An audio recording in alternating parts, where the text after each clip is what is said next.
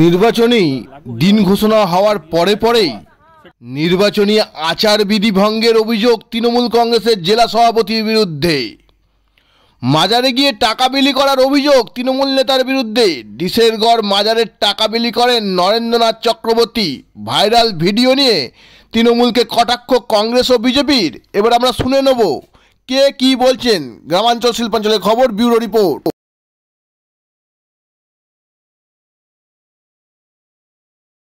দেখুন, তৃণমূল কংগ্রেস বুঝে গেছে এই ভোটে তাদের অবস্থা খারাপ।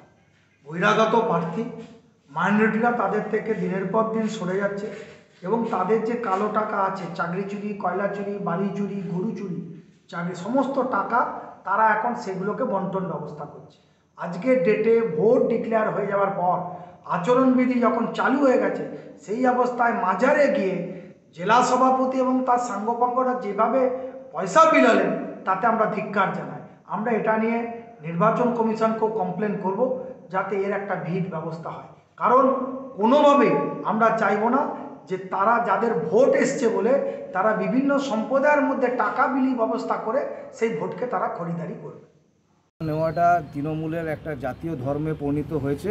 ওনারা টাকা নিয়ে কাজ করেন, টাকা দিয়ে কাজ করেন। আপনারা যদি দেখবেন, চাই চাকরি থেকে হোক, চাই যে কোনো জায়গায় কোনো কিছু ঘর বাড়ি বানাতে গেলেও আজকে যেটা আমরা দেখতে পাচ্ছি যে তাদেরকে টাকা দিতে হবে।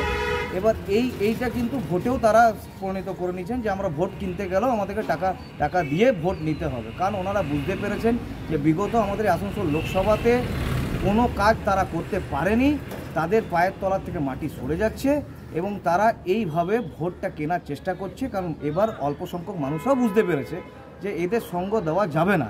এবার ওরা যখন বুঝতে পেরেছে, আজকে তাই জন্য জেলা সভাপতি তৃণমূলের আমাদের এখানে এসে কুলটিতে এসে টাকা বিতরণ করে চেষ্টা চালাচ্ছে যে কীভাবে ভোটগুলোকে নিজের দিকে করা যেতে পারে। আপনার নাম? আমার নাম সুকান্ত দাস, আমি কুলটি ব্লক কংগ্রেস সভাপতি।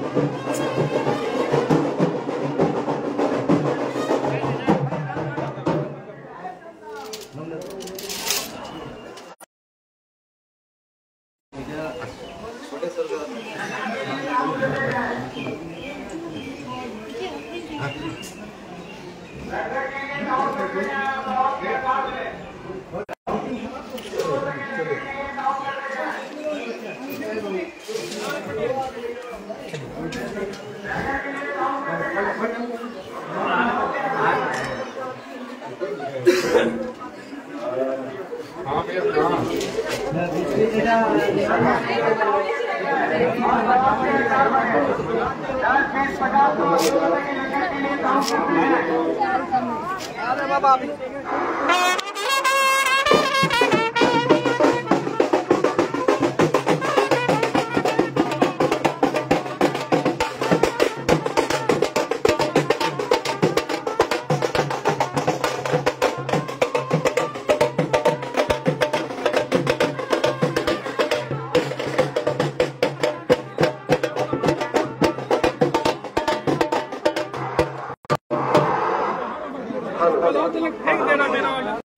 সংবাদ মাধ্যমের মাধ্যমে জানতে পারলাম যে আসানসোলের ডিসেরগড়ে, আসানসোল লোকসভা কেন্দ্রের অন্তর্গত পশ্চিম বর্ধমান জেলা তৃণমূল কংগ্রেসের সভাপতি পাণ্ডবেশ্বরের বিধায়ক মাজারে ভোট প্রচারে গিয়ে সেখানে অর্থ বিলি করছেন। যদি ধর্মস্থানে গিয়ে ভোটের এমসিসি লাগু হওয়ার পর সেখানে গিয়ে যদি অর্থ প্রদান করেন, সেটা সম্পূর্ণ নির্বাচন কমিশনের যে গাইডলাইন আছে সেটাকে ভায়োলেশন করছেন উনি। আর যদি প্রচারে না গিয়ে করতেন তাহলে এটাকে অন্যভাবে দেখা গেলেও দেখা যেতে পারত।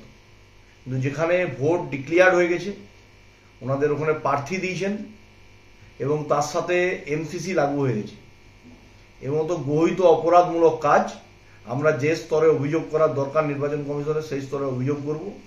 এই ধরনের লোকেরা সবসময় ভোটারদেরকে প্রভাবিত করে ভোট কেনার চেষ্টা করেন।